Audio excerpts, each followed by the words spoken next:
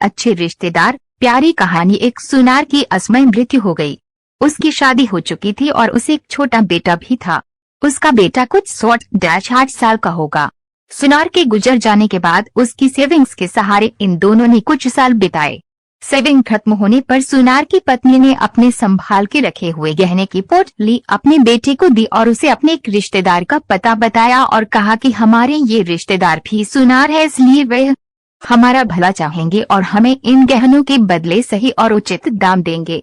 तुम उनके पास जाओ और इन्हें बेच के आओ। बेटा माँ के समझाए अनुसार अपने रिश्तेदार सुनार के दुकान पर पहुँच गया। गहनों की पोटली उन्हें देते हुए सारी घटना बताई और सुनार के जवाब का इंतजार करने लगा। रिश्तेदार सुनार ने थोड़ी देर तक गहनों का अच्छी तरह से निरीक्षण किया और उन्हें वापस पोटली में रख दिया।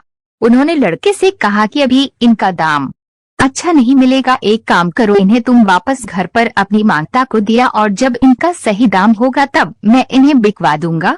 रही तुम्हारे खर्चे की बात तो तुम मेरे यहाँ पर मदद करने आ जाओ, तुम्हारे पढ़ाई का और घर का खर्चा मैं संभाल लूंगा।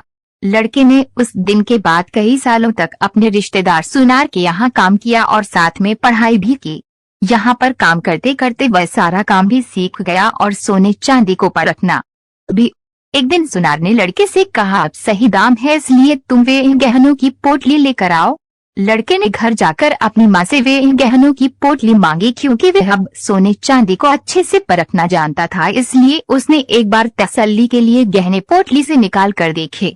उसे बहुत आश्चर्य हुआ क्योंकि सारे के सारे गहने नकली थे। वह निराश होकर सुनार की दुकान पर पहुंचा। उसने जाते ही सुनार से प्रश्न किया, आपने मुझे तभी क्यों नहीं बताया कि गहने नकली है?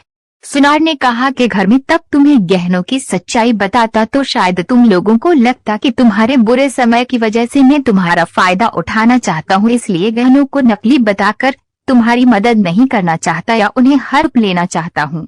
इसलिए मैंने तुम्हारी मदद की और सही समय आने का इंतजार किया है कि तुम्हें सारी सच्चाई बता सकूं। लड़के की आंखों में अपने रिश्तेदार सुनार के लिए कृतज्ञता के आंसू थे। उसने उन्हें धन्यवाद दिया और उनके पैर छुए। दोस्तों, हम में से कई लोग कहते हैं कि रिश्तेदार मतलबी होते हैं या रिश्तेदार हमारे काम कभी नहीं आते। माना कि सभी रिश्तेदार इस सुनार की तरह नहीं होते, लेकिन सभी रिश्तेदार मतलबी भी नहीं होते। हम अपने रिश्तेदारों के लिए खुद अच्छे रिश्तेदार बनेंगे तभी तो हमें दूसरों से भी अच्छाई मिलेगी। वीडियो को लाइक करें, चैनल को सब्सक्राइब करें। आपका हमारा वीडियो कैसा लगेगा कमेंट करें। धन्यवाद।